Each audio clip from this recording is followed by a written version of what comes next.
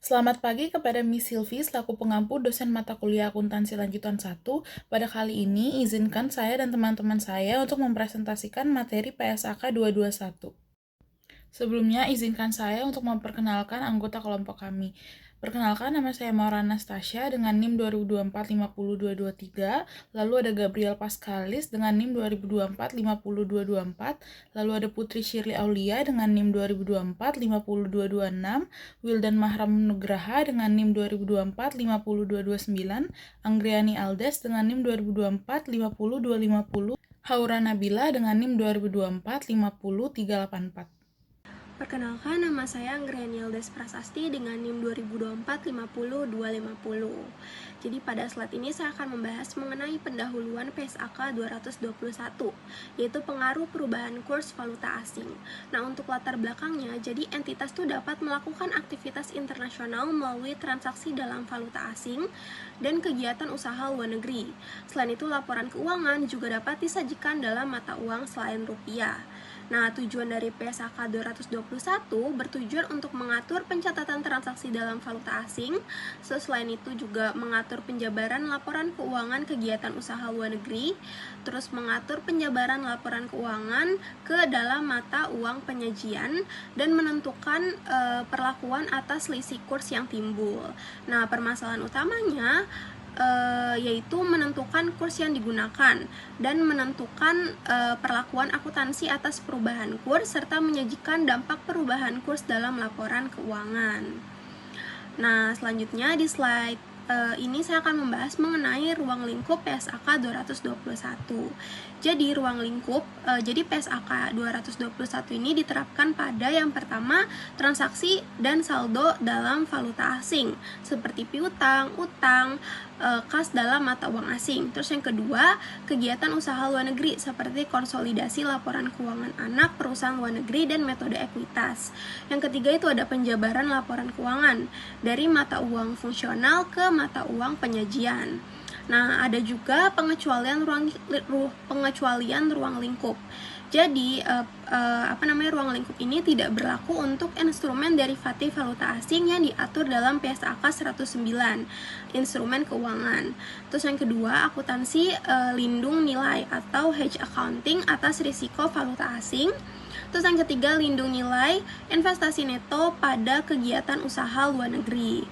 Namun, derivatif valuta asing yang tidak termasuk ke ruang lingkup PSAK 109 itu tetap mengikuti PSAK 221. Jadi intinya, PSAK 221 itu menentukan mata uang fungsional entitas, terus menggunakan kurs yang tepat dalam pencatatan transaksi, mengakui keuntungan atau kerugian selisih kurs, serta menjabarkan laporan keuangan entitas luar negeri ke mata uang penyajian. Jadi tujuan akhirnya itu untuk menghasilkan laporan keuangan yang relevan, andal, dan sesuai dengan SAK Indonesia. Oke, selanjutnya saya akan membahas mengenai definisi penting di dalam PSAK 221. Jadi terdapat beberapa istilah. Yang pertama itu valuta asing, artinya mata uang selain mata uang fungsional entitas. Yang kedua ada mata uang fungsional, yaitu mata uang lingkungan ekonomi utama tempat entitas beroperasi. Yang ketiga itu ada mata uang penyajian, yaitu mata uang yang digunakan dalam penyajian laporan keuangan. Terus selanjutnya selanjutnya itu ada kurs, yaitu rasio pertukaran antar dua mata uang. Selanjutnya ada kurs spot, yaitu kurs yang berlaku untuk transaksi segera. Terus ada kurs penutup, yaitu kurs spot pada akhir periode pelaporan. Terus ada post moneter, yaitu kas piutang, utang atau aset dan liabilitas dengan jumlah tetap. Dan ada selisih kurs, yaitu perbedaan yang timbul akibat penggunaan kurs yang berbeda. Terus selanjutnya itu ada investasi neto dalam kegiatan usaha luar negeri, seperti kepentingan entitas pelapor dalam aset neto kegiatan usaha luar negeri. Terus ada kegiatan usaha luar negeri seperti entitas anak, asosiasi, pengaturan bersama, atau cabang yang beroperasi di negara lain. Terus ada kelompok usaha seperti entitas induk dan seluruh entitas anak, serta mata uang tertukarkan. Mata uang yang dapat ditukarkan dengan mata uang lain melalui pasar atau mekanisme pertukaran yang sah. Nah, selanjutnya di slide ini saya akan menjelaskan mengenai penguraian dari definisi, yaitu tertukarkan. Jadi, mata uang tertukarkan itu pengertiannya, jadi mata uang yang dikatakan tertukar itu apabila dapat ditukar dengan mata uang lain melalui pasar atau mekanisme pertukaran yang sah. Nah, penilaian pertukaran di paragraf 08A, yaitu entitas menilai apakah suatu mata uang tertukar itu berdasarkan tanggal pengukuran dan tujuan tertentu penggunaan mata uang tersebut. Nah, mata uang tidak tertukarkan di paragraf 8B, yaitu suatu mata uang dianggap tidak tertukarkan apabila entitas hanya dapat memperoleh mata uang lain dalam jumlah yang tidak signifikan pada tanggal pengukuran. Nah, contohnya itu kayak perusahaan membutuhkan 50.000 USD. Nah, untuk membayar pemasok luar negeri, tetapi hanya dapat memperoleh USD 500 melalui mekanisme yang tersedia. Maka, mata uang tersebut dianggap tidak tertukar. Selanjutnya itu ada mata uang fungsional di paragraf 9 sampai 12. Jadi pengertian dari mata uang fungsional sendiri itu adalah mata uang dalam lingkungan ekonomi utama tempat entitas menghasilkan dan menggunakan kas. Nah, faktor utama penentuan itu ada pendapatan. Yang pertama itu mata uang yang paling mempengaruhi harga jual barang atau jasa. Terus juga mata uang negara yang mempengaruhi persaingan dan regulasi. Terus selain pendapatan ada biaya, yaitu mata uang yang paling mempengaruhi biaya tenaga kerja dan mata uang yang paling mempengaruhi biaya bahan baku dan operasional. Terus selanjutnya ada faktor pendukung di paragraf ke-10, yaitu mata uang yang digunakan untuk memperoleh pendanaan dan mata uang tempat hasil aktivitas operasi disimpan. Terus ada kegiatan usaha luar negeri di paragraf ke-11, yaitu dipertimbangkan yang pertama ada tingkat otonomi usaha luar negeri, yang kedua besarnya transaksi dengan entitas induk, yang ketiga pengaruh arus kas terhadap entitas induk, dan yang keempat kemampuan membiayai operasional sendiri. Nah, jika tidak jelas di paragraf 12, jadi manajemen itu menggunakan professional judgment dengan memprioritaskan faktor utama, pendapatan dan biaya dibandingkan faktor pendukung. Contohnya, jadi ada PT ABC Indonesia, yang mana PT ABC ini melakukan penjualan dalam rupiah, mengakukan gaji karyawan dalam rupiah, dan membeli bahan baku sebagian besar dibeli dengan rupiah. Nah, mata uang fungsional ini rupiah. Jadi walaupun perusahaan itu memiliki beberapa transaksi dalam USD, yang menentukan adalah mata uang yang paling mempengaruhi aktivitas ekonomi utama perusahaan. Aura Nabila dengan NIM 2024 Di sini saya akan melanjutkan materi sebelumnya, yaitu mata uang fungsional. Mata uang fungsional yaitu mata uang utama yang digunakan dalam kegiatan ekonomi suatu entitas, yaitu mata uang yang paling mempengaruhi, yaitu ada tiga. Yang pertama ada penjualan dan pendapatan, yang kedua ada biaya tenaga kerja, bahan baku, dan biaya lainnya.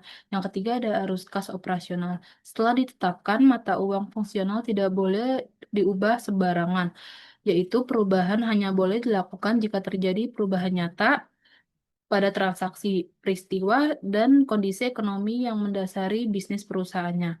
Jika mata uang fungsional berasal dari negara yang mengalami hiperinflasi atau inflasi yang tinggi, maka laporan keuangan harus disajikan kembali sesuai dengan PSAK 229, yaitu pelaporan keuangan dalam ekonomi hiperinflasi. Perusahaan tidak boleh menghindari ketentuan PSAK 229 dengan memilih mata uang lain sebagai mata uang fungsionalnya. Misalnya itu anak perusahaan beroperasi di negara hiperinflasi sehingga mata uang fungsionalnya itu adalah mata uang negara tersebut. Maka perusahaan tidak boleh mengganti uang fungsional menjadi dolar Amerika atau mata uang perusahaan induk hanya untuk menghindari penyesuaian hiperinflasinya. Selanjutnya itu ada investasi neto dalam kegiatan usaha luar negeri, yaitu suatu entitas dapat memiliki pos moneter berupa tagihan atau piutang dan atau tak utang kepada kegiatan usaha luar negeri. Misalnya itu anak perusahaan di luar negerinya. Jika pelunasan piutang atau utang tersebut tidak direncanakan atau kemungkinan besar tidak akan terjadi dalam waktu yang dapat diperkirakan, maka pos moneter tersebut dianggap sebagai bagian dari investasi neto entitas pada kegiatan usaha luar negerinya. Contohnya itu pos yang dapat menjadi investasi neto. Yang pertama ada pinjaman jangka panjang kepada anak perusahaan luar negeri. Yang kedua ada utang jangka panjang kepada perusahaan induk yang tidak segera dilunasi. Contoh yang bukan investasi netonya itu ada dua, yaitu piutang usaha atau trade receivable, dan yang kedua utang usaha atau trade payable. Karena piutang dan utang usaha umumnya diselesaikan dalam kegiatan operasional normal. Selanjutnya ada pos moneter. Pos moneter itu dibagi menjadi dua, yaitu ada pos moneter dan pos non moneter. Yaitu pos non moneter yaitu nilainya dalam mata uang tetap. Contohnya itu pensiun kas, provisi kas, liabilitas sewa, dividen dividen kas, kontrak dengan pembayaran variabel namun setara nilai kas tetap. Yang kedua ada pos non moneter, yaitu tidak tidak ada hak atau kewajiban tersebut. Contohnya itu uang muka atau barang jasa, goodwill, persediaan, aset tetap, atau aset hak guna, atau ROU. Yang terakhirnya itu ada provisi non-moneter. Selanjutnya itu ada ringkasan pendekatan yang syaratkan PSAK ini, yaitu yang pertama ada entitas menentukan mata uang fungsional dijelaskan pada PSAK 9 sampai 14, yaitu penjabaran pos falas ke fungsi fungsional dan pelaporan pengaruhnya mengikuti paragraf 20 sampai 37 dan 50. Paragraf 18-nya itu untuk kelompok usaha atau entitas dengan investasi, asosiasi, dan cabang, maka hasil dan posisi keuangannya itu setiap entitas individual dijabarkan ke mata uang penyajian entitas pelaporan. Jika fungsional, maka penyajian atau penjabaran sesuai paragraf 38 sampai 50. Selanjutnya itu ada entitas berdiri sendiri atau laporan keuangan tersendiri, yaitu boleh menyajikan dalam mata uang selain fungsional. Jika berbeda, maka penjabaran ke mata uang penyajian tersebut sesuai paragraf 38 sampai 50. Selanjutnya itu ada estimasi kurs spot ketika suatu mata uang tidak tertukarkan, yaitu entitas mengestimasi kurs spot pada tanggal pengukuran ketika suatu mata uang tidak tertukarkan menjadi mata uang lain atau sebagaimana dijelaskan pada paragraf 08A sampai 08B dan PP02 sampai PP010, yaitu pada tanggal tersebut tujuan entitas dalam mengestimasi kurs spot adalah untuk mencerminkan kurs transaksi pertukaran yang teratur dan yang terjadi pada tanggal pengukuran antara pelaku pasar dalam kondisi ekonomi yang berlaku. Selanjutnya itu ada pelaporan transaksi valuta asing ke dalam mata uang fungsional, yaitu transaksi yang didominasi atau diselesaikan dalam valuta asing, termasuk yaitu ada tiga. Yang pertama itu ada jual atau beli barang atau jasa dengan harga falas. Yang kedua ada pinjam atau meminjamkan dana dalam falas. Yang ketiga ada perolehan atau pelepasan aset atau timbul penyelesaian liabilitas falas. Dan pengakuannya itu dicatat dalam mata uang fungsional menggunakan kurs spot pada tanggal transaksinya. Untuk memudahkannya itu dapat digunakan kurs rata-rata mingguan atau bulanan kecuali fluktuasi signifikan. Pelaporan akhir periodenya itu dibagi menjadi tiga, yaitu ada post moneter falas, yaitu kurs penutup. Yang kedua ada post non moneter biaya historis, yaitu kurs tanggal transaksi. Yang ketiga itu ada pos moneter nilai wajar, yaitu kurs saat nilai wajar diukur. Penentuannya itu jika aset non-moneter dalam falas dibandingkan biaya perolehan atau jumlah tercatatnya, maka dijabarkan saat kurs penentuan dengan nilai realisasi atau jumlah terpulihkan, maka penjabarkannya itu kurs penentuan, misalnya itu kurs penutup. Perbandingan ini bisa menghasilkan rugi penurunan di nilai dalam mata uang fungsional namun tidak dalam falas atau sebaliknya. Kurs yang digunakannya itu kurs yang mencerminkan arus kas masa depan dengan transaksi tersebut. Selanjutnya itu ada pengakuan selisih kurs, yaitu penegasan bahwa PSAK 109 ditetapkan dalam akuntansi lindung nilai atau pos valuta asing. Dalam nilai lindungnya itu, perhitungan selisih kurs bisa berbeda dari perlakuan umumnya. Contohnya itu ada selisih kurs pos moneter yang mempengaruhi kualifikasi sebagai instrumen lindung nilai dalam lindung nilai arus kas diakui awalnya itu dalam penghasilan komprehensif lainnya atau sepanjang jalan lindung efektif, yaitu bukan langsung ke laba rugi. Maka pengaturan perlakuan umumnya itu di luar dari nilai yang efektif. Selisih kursnya itu yang timbul dari ada dua, yaitu ada penyelesaian pos moneter atau penjabaran pos moneter pada kurs berbeda dari kurs pada saat pengakuan awalnya, atau periode berjalan atau sebelumnya diakui dalam laba rugi pada periode terjadinya itu, kecuali jika diatur di paragraf 32. Perkenalkan, nama saya Putri Shirley Aulia dengan NIM 2024 50226. Selanjutnya untuk paragraf 30 sampai 33 yaitu tentang pengakuan selisih kurs. Jadi, untuk konsistensi pengakuannya, jika keuntungan atau kerugian pos non-moneter ini diakui dalam penghasilan komprehensif lain atau other comprehensive income atau OCI, maka selisih kursnya juga harus diakui di dalam OCI. Nah, kalau misalnya keuntungan atau kerugian tersebut diakui dalam laba rugi, maka selisih kursnya juga harus masuk ke laba rugi. Nah, contohnya, di sini ada revaluasi aset tetap menurut PSAK 216 menghasilkan selisih kurs yang diakui dalam OCI. Nah, untuk investasi neto pada kegiatan usaha luar negeri, selisih kursnya yang pertama, dia harus diakui dalam laba rugi pada laporan keuangan individual. Yang kedua, diakui dalam OCI pada laporan keuangan konsolidasian. Dan yang ketiga, direklasifikasi ke laba rugi saat investasinya itu dilepas. Nah, selanjutnya pada paragraf 32 sampai 33, di sini yaitu tentang selisih kurs investasi neto pada kegiatan usaha luar negeri. Nah, laporan keuangan tersendiri atau individual untuk selisih kursnya dari pos moneter yang menjadi bagian dari bagian investasi neto diakui langsung di laba rugi. Untuk laporan keuangan konsolidasian, di sini selisih kurs tersebut tuh awalnya diakui di OCI atau ekuitas. Nah, selisih ini baru direklasifikasi atau dipindahkan dari ekuitas ke laba rugi saat investasi netonya dilepaskan atau dijual. Nah, untuk aturan denominasi mata uang, yaitu tempat munculnya selisih kurs pada laporan individual atau tersendiri bergantung pada mata uang fungsional apa yang digunakan, apakah mata uang entitas pelapor, kegiatan usaha luar negeri, atau mata uang lain. Namun saat dikonsolidasi, semuanya itu tetap bermuara di OCI. Selanjutnya kita masuk ke paragraf 34 sampai 37. Di sini membahas tentang pembukuan selain mata uang fungsional dan perubahan mata uang fungsional. Nah, pada pencatatan awal, jika pembukuan ini tuh menggunakan mata uang selain mata uang fungsional, maka entitasnya harus menjabarkannya ke mata uang fungsional. Untuk pos moneter, dia tuh pakai kurs penutup, sedangkan pos non moneter biaya historis pakai kurs tanggal transaksinya. Nah, perubahan mata uang fungsional, dia tuh cuma boleh diubah jika ada perubahan pada transaksi, peristiwa, dan juga kondisi mendasar. Misalnya, perubahan mata uang yang mempengaruhi harga jual. Yang kedua, penerapannya bersifat prospektif atau ke depan sejak tanggal perubahannya.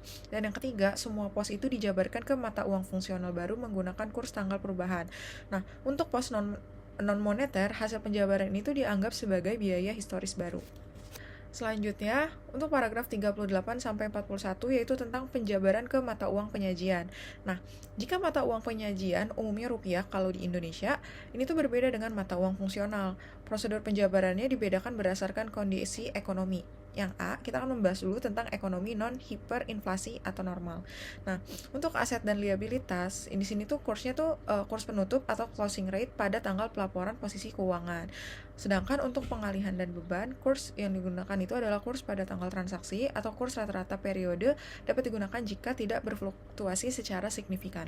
Nah, yang ketiga itu ada selisih kurs. Nah, di selisih kurs yang dipakai ini diakui dalam penghasilan komprehensif lain atau other comprehensive income atau OCI dan disajikan dalam ekuitas terpisah hingga pelepasan usaha. Nah, yang kedua di sini ada ekonomi hiperinflasi, yaitu pada paragraf 42 sampai paragraf 43. Nah, sebelum dijabarkan, laporan keuangan ini tuh harus disajikan kembali sesuai dengan PSAK 229, yaitu tentang pelaporan keuangan dalam ekonomi hiperinflasi. Nah, seluruh jumlah aset, liabilitas, ekuitas, penghasilan, dan juga beban, ini tuh dijabarkan menggunakan kurs penutup terkini. Dan yang terakhir itu, jika dijabarkan ke mata uang ekonomi non hiperinflasi, jumlah komparatif tahun sebelumnya tuh nggak perlu disesuaikan dengan perubahan tingkat harga atau kurs terbaru. Jadi dia tuh pakai angka tahun berjalan pada laporan tahun lalu. Nah, untuk paragraf 44-47 yaitu membahas tentang konsolidasi kegiatan usaha luar negeri dan juga goodwill. Nah, untuk eliminasi intra-kelompok usaha, aset atau liabilitas moneter antar kelompok tuh nggak boleh dieliminasi begitu saja tanpa memunculkan dampak fluktuasi kurs di laporan konsolidasian. Nah, karena pos tersebut tuh mengandung risiko nilai tukar. Nah, untuk perbedaan tanggal laporan, jika tanggal laporan keuangan kegiatan usaha luar negeri itu berbeda maksimal 3 bulan dengan entitas pelapor, penjabaran menggunakan kurs tanggal pelaporan kegiatan usaha luar negeri tersebut dengan penyesuaian atas peristiwa yang signifikan. Nah, untuk goodwill dan penyesuaian nilai wajar, goodwill dan penyesuaian nilai wajar yang timbul dari akuisisi dianggap sebagai aset atau liabilitas dari kegiatan usaha luar negeri itu sendiri. Oleh karena itu, dinyatakan dalam mata uang fungsional luar negeri tersebut dan dijabarkan menggunakan kurs penutup. Selanjutnya akan dilanjutkan oleh rekan saya. Perkenalkan, nama saya Gabriel Pascalis dengan NIM 2024-50224. Selanjutnya ada pengakuan selisih kurs, yaitu paragraf 30 sampai 34. Nah, di dalam aktivitas bisnis internasional, perubahan kurs ini dapat menimbulkan keuntungan maupun kerugian bagi perusahaan.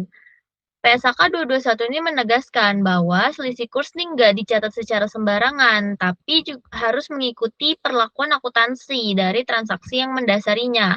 Artinya, apabila suatu transaksi ini diakui di dalam penghasilan komprehensif lain atau OCI, maka seluruh kurs yang terkait juga diakui di dalam OCI. Sebaliknya, apabila transaksi tersebut diakui di dalam laba rugi, maka selisih kurs ini juga diakui di dalam laba rugi. Selain itu, ketentuan ini juga berlaku untuk investasi neto pada kegiatan usaha luar negeri. Dengan adanya aturan tersebut, perusahaan ini dapat menjaga konsistensi dan keandalan penyajian laporan keuangan, sehingga dampak perubahan nilai tukar ini dapat tercermin secara lebih akurat. Selanjutnya, itu ada paragraf 35 sampai 37 di mana PSAK 221 nih membahas mengenai perubahan mata uang fungsional. Nah, mata uang fungsional ini itu adalah mata uang utama yang paling memengaruhi aktivitas ekonomi dan operasional suatu perusahaan. Seiring perkembangan bisnis, perusahaan juga dapat mengalami perubahan lingkungan ekonomi, seperti perubahan pasar utama, sumber pendapatan, atau sumber pembiayaan. Nah, kondisi ini tuh dapat menyebabkan mata uang yang sebelumnya itu digunakan sebagai mata uang fungsional, itu nggak lagi mencerminkan kondisi ekonomi perusahaan secara tepat. Oleh karena itu, PSAK 221 ini memperbolehkan perusahaan mata uang fungsional perubahan mata uang fungsional apabila terdapat perubahan ekonomi yang signifikan. Tapi perubahan ini tuh nggak dapat dilakuin secara sukarela atau hanya karena keinginan manajemen. Perubahan ini tuh harus didasari pada kondisi ekonomi yang nyata dan diterapkan mulai tanggal terjadinya perubahan tersebut. Nah, setelah perubahan ini dilakukan, mata uang fungsional yang baru itu akan menjadi dasar dalam pencatatan dan penyusunan laporan keuangan pada periode-periode berikutnya, sehingga laporan keuangan ini tetap dapat mencerminkan kondisi ekonomi perusahaan secara relevan dan andal. Selanjutnya itu ada paragraf 38 sampai 41. Nah, PSAK ini membahas mengenai pengurangan mata uang penyajian yang berbeda dari mata uang fungsional. Mata uang fungsional ini adalah mata uang utama yang paling memengaruhi aktivitas ekonomi perusahaan, sedangkan mata uang penyajian ini itu adalah mata uang yang digunakan di dalam penyajian laporan keuangan. Di dalam praktiknya, itu nggak semua perusahaan nih menyajikan laporan keuangan menggunakan mata uang fungsional. Pada kondisi tertentu, perusahaan ini dapat memilih mata uang lain sebagai mata uang penyajian untuk memenuhi kebutuhan pengguna laporan keuangan, seperti investor, kreditor, atau perusahaan induk yang berada di negara lain. Nah, agar laporan keuangan ini tetap relevan dan dapat dibandingkan, PSAK 221 ini mengatur proses penjabaran ke mata uang penyajian. Nah, dalam proses ini, aset dan liability ini dijabarkan menggunakan kurs penutup pada tanggal pelaporan. Sementara itu, pendapatan dan beban ini dijabarkan menggunakan kurs pada tanggal transaksi atau kurs rata-rata apabila dianggap mewakili kondisi yang sebenarnya. Nah, selisih kurs yang timbul dari proses penjabaran ini tuh nggak diakui di dalam laba rugi, tapi dicatat di dalam penghasilan komprehensif lain atau OCI. Nah, dengan adanya ketentuan ini, laporan keuangan ini dapat disajikan dalam mata uang yang berbeda tanpa mengurangi kualitas dan keterbandingan informasi yang disajikan kepada para pengguna laporan keuangan. Selanjutnya, itu ada paragraf 42 sampai 43. PSAK 221 ini membahas mengenai entitas yang beroperasi di dalam ekonomi hyperinflasi. Nah, hyperinflasi ini tuh adalah kondisi ketika tingkat inflasi ini sangat tinggi sehingga nilai uang ini mengalami penurunan daya beli secara signifikan dalam waktu yang relatif singkat. Nah, dalam kondisi ini, angka-angka yang terdapat di dalam laporan keuangan itu dapat menjadi kurang relevan karena nggak lagi mencerminkan kondisi ekonomi yang sebenarnya. Oleh karena itu, PSAK 221 ini memberikan perlakuan khusus agar informasi keuangan yang disajikan ini tetap andal dan dapat digunakan sebagai dasar pengambilan keputusan. PSAK 221 ini mengatur bahwa entitas yang berada dalam ekonomi hyperinflasi itu harus mengacu pada PSAK 229. Sebelum dilakukan penjabaran ke mata uang penyajian, laporan keuangan ini harus lebih dulu disajikan kembali untuk menyesuaikan dampak inflasi yang terjadi. Nah, setelah proses penyesuaian tersebut dilakukan, barulah laporan keuangan ini dapat dijabarkan menggunakan kurs yang berlaku. Nah, ketentuan ini tuh bertujuan untuk meningkatkan kualitas dan keandalan informasi keuangan, sehingga laporan yang disajikan ini tetap mencerminkan kondisi ekonomi perusahaan secara lebih wajar, meskipun berada dalam lingkungan yang tingkat inflasinya itu sangat tinggi. Selanjutnya tuh ada paragraf 44 sampai 47, di mana PSAK 221 ini membahas mengenai penjabaran kegiatan usaha luar negeri. Nah, di dalam praktiknya, banyak perusahaan multinasional nih memiliki anak perusahaan atau cabang yang beroperasi di berbagai negara dengan mata uang fungsional yang berbeda-beda. Nah, agar laporan keuangan seluruh entitas dalam grup itu dapat digabungkan ke dalam laporan keuangan konsolidasi, diperlukan proses penjabaran ke dalam satu mata uang penyajian yang sama. Nah, proses ini tuh penting untuk memastikan bahwa informasi keuangan yang disajikan ini dapat dibandingkan dan dipahami secara konsisten oleh para pengguna laporan keuangan. Nah, PSAK 221 ini mengatur bahwa selisih kurs yang timbul di dalam proses penjabaran ini tuh nggak langsung diakui di dalam laba rugi, tapi dicatat dulu di dalam penghasilan komprehensif lain atau OCI. Nah, selisih kurs tersebut itu baru akan direklasifikasikan ke dalam laba rugi ketika investasi pada kegiatan usaha luar negeri dilepas atau dihentikan. Selain itu, PSAK 221 juga mengatur perbedaan tanggal pelaporan antara entitas induk dan entitas luar negeri, serta perlakuan atas goodwill dan penyesuaian nilai wajar yang timbul dari akuisisi kegiatan usaha luar negeri. Nah, ketentuan ini tuh bertujuan untuk memastikan bahwa laporan keuangan konsolidasi ini dapat mencerminkan kondisi keuangan grup usaha secara lebih akurat dan andal. Perkenalkan, nama saya Maura Anastasia Emily Simamora dengan NIM 2024-50223. Dalam menerapkan amandemen PSAK 221, entitas tidak menyajikan kembali informasi komparatif. Alih-alih, yang pertama itu untuk transaksi mata uang asing. Jadi ini tuh jika pada awal penerapan, mata uang fungsional itu dianggap tidak tertukarkan, atau mata uang asing tertentu menjadi tidak tertukarkan menjadi mata uang fungsional, maka entitas itu harus menjabarkan item moneter, yaitu kas, piutang, utang dalam falas, dengan menggunakan estimasi kurs spot pada tanggal tersebut. Lalu yang kedua, item non-moneter pada nilai wajar juga menggunakan kurs pada tanggal pengukuran. Selanjutnya, jika ada perubahan mata uang penyajian atau penjabaran operasi luar negeri, maka aset dan liabilitas dijabarkan memakai estimasi kurs spot. Lalu, jika ada hyperinflasi, item dijabarkan dengan penyesuaian kurs yang relevan. Selanjutnya itu ada ketertukaran. Di ketertukaran itu dibagi menjadi dua langkah. Langkah yang pertama itu menilai apakah suatu mata uang tertukarkan. Jadi, sebuah mata uang itu bisa saja tidak tertukarkan ke mata uang lain, meskipun sebaliknya mata uang tersebut masih bisa ditukar. Artinya, ketertukaran itu tidak selalu bersifat dua arah. Contohnya itu, mata uang PC tidak bisa ditukar menjadi LC, tetapi LC masih bisa ditukar menjadi PC.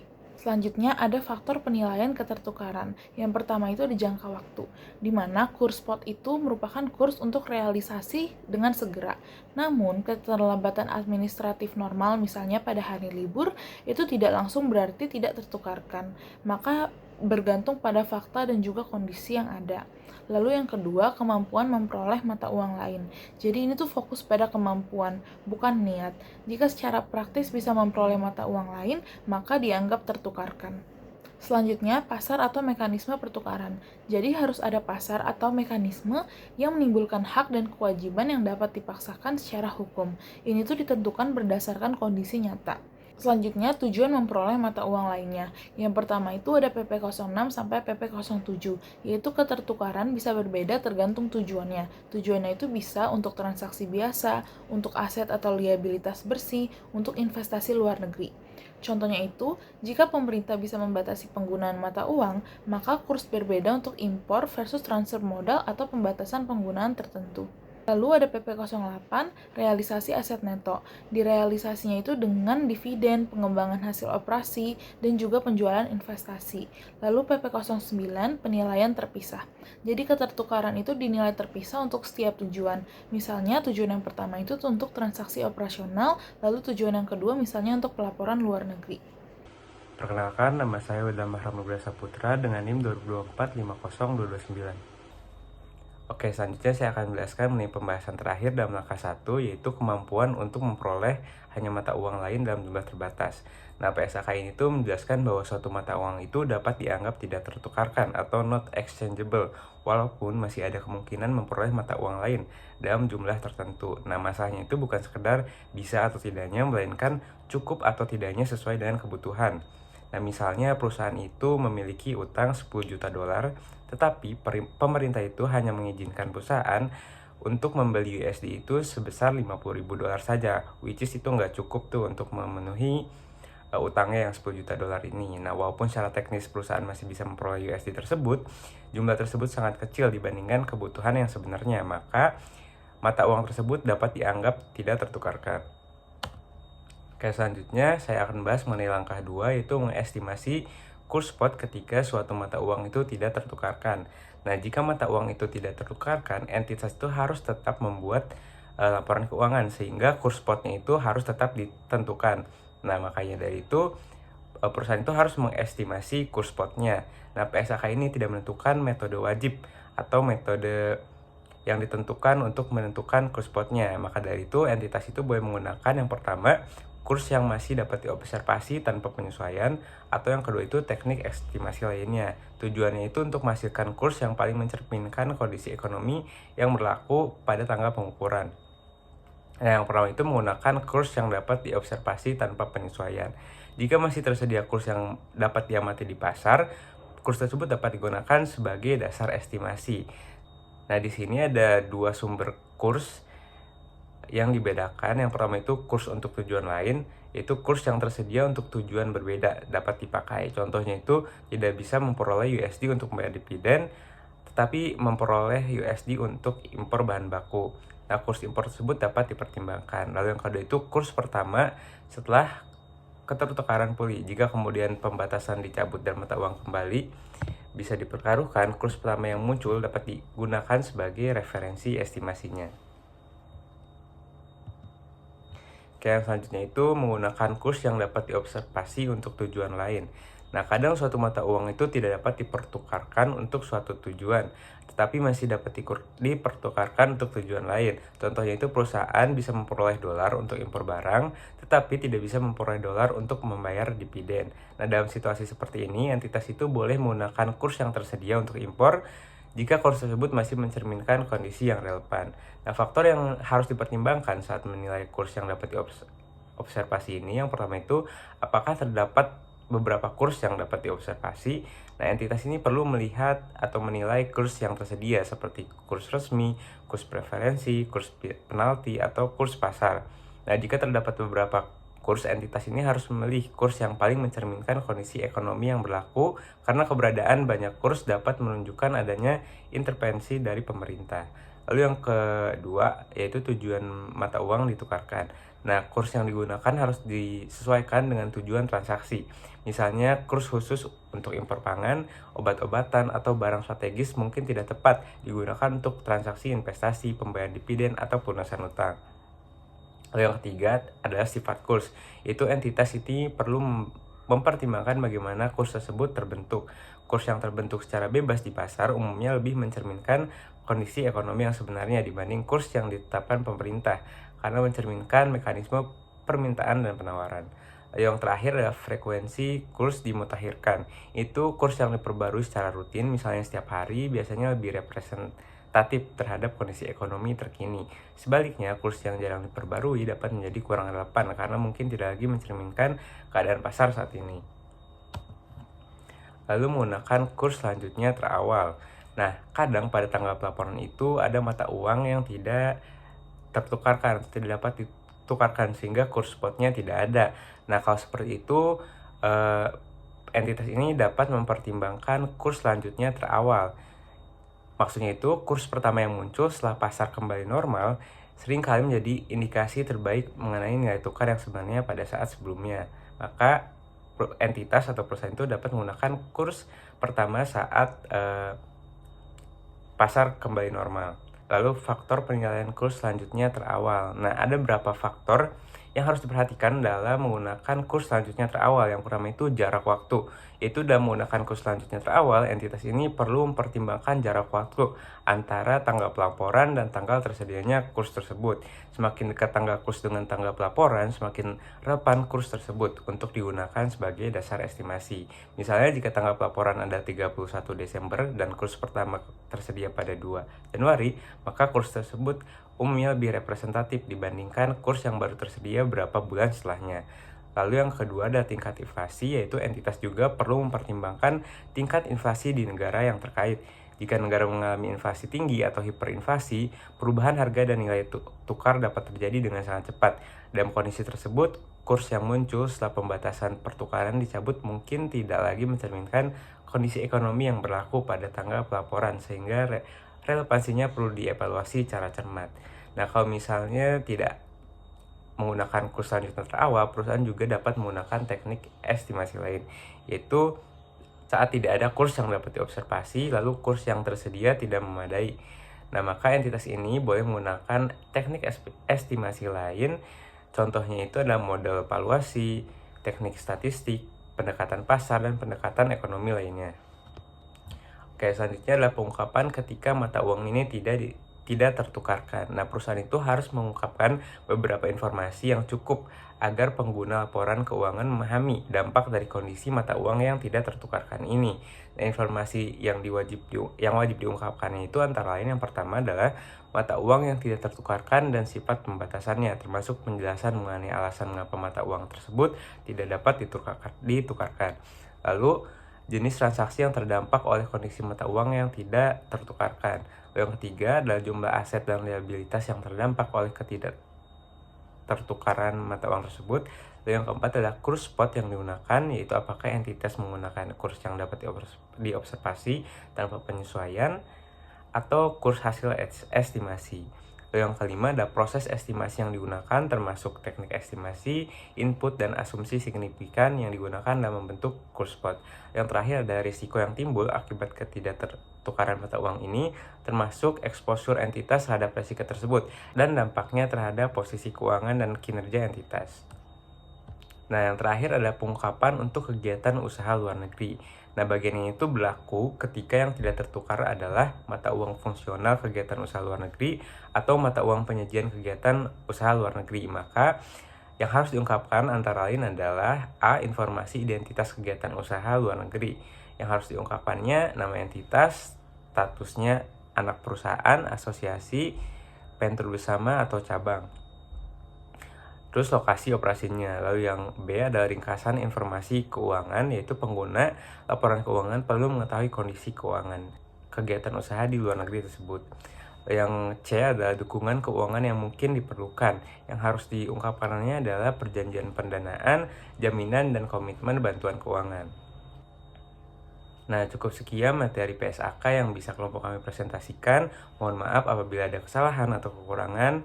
Terima kasih sudah menyaksikan.